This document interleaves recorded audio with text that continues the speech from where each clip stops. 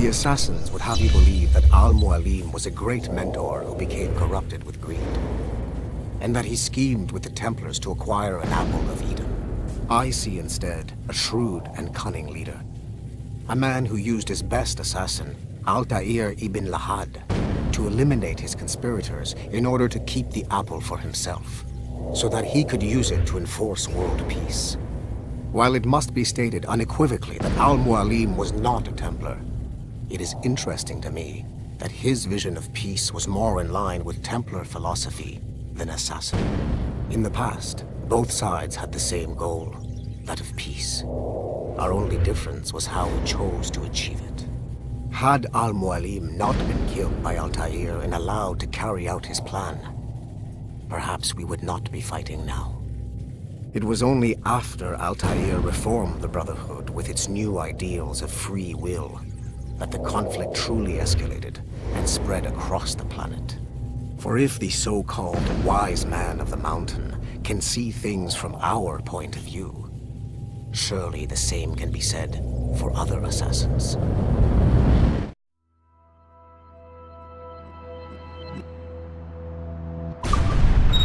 François Macandal saved Baptiste from slavery and inducted him into his so-called Brotherhood. Macandal was a vicious mentor, and in his desperate attempt to liberate slaves, he broke his own creed by indiscriminately killing nobles. Misguided as they are, some assassins are honorable. Macandal was not one of them.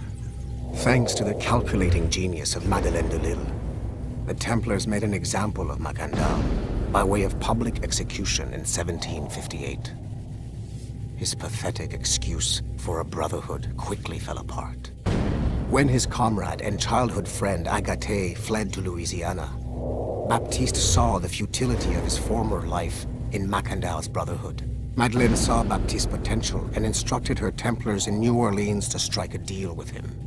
If he could draw Agathe out of hiding and eliminate him, he would be granted a place in the Templar Order.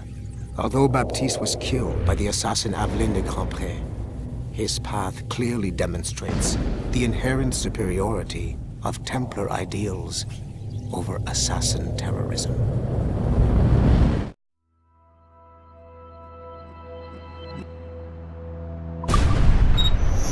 Duncan Walpole rose through the ranks to become a master assassin, but he was restricted by a brotherhood which chose to send him across the ocean to the West Indies, rather than find a way to nurture his potential. Once there, Duncan attracted the notice of Laureano Torres, former governor of Cuba and Templar Grand Master. Through their correspondence, Torres offered a less violent way to achieve their mutual goals, by using precursor artifacts as a surveillance system, rather than the murders and scheming favored by the Brotherhood. Sadly, Duncan was killed by a pirate before the Templars could help him achieve his potential. Although Duncan's story does not have a happy ending, it clearly demonstrates that the Templars' highest goals of peace and order need not exclude personal success and achievement.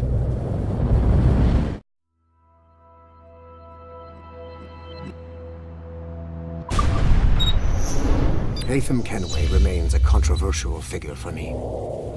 I have great respect for him. After all, he was the Grand Master of the Colonial Rite, charged with finding a precursor site. Haytham was cunning and ruthless, but he had a streak of emotional weakness that ultimately triggered his downfall.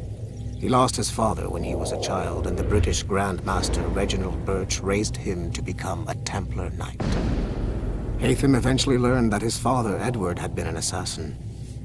That he chose to stay a Templar, rather than follow in his father's footsteps, indicates to me that he believed he was already on the right path. When Haytham discovered that Birch was the one who murdered his father, he and his sister killed him in revenge. I believe this was the beginning of his downfall. Templars kill for efficiency, not petty emotions. When he discovered that his son Connor was an assassin working against him in the colonies, the same emotional weakness stayed his blade. A pity Connor did not show him the same mercy.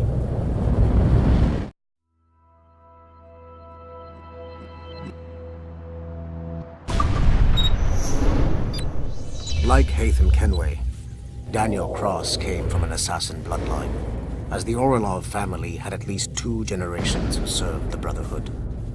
Daniel Cross's history of drug addiction and animus-induced psychosis should not take away from his many accomplishments for the Templar cause.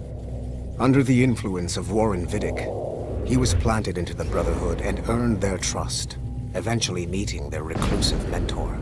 Then his subliminal programming activated, and he killed the mentor, triggering the first great purge of the modern age. Al-Mualim, Haras, Vali Sel Tradat, Baptiste, Duncan Walpole, Haytham Kenway, Lucy Stillman, Daniel Cross. These are but a few prominent examples of something I've always felt. That there will always be assassins who are willing to abandon their cause to serve ours. Yet there is no one who embodies this idea better than Shay Cormac. And I want the assassins to confront this painful reality.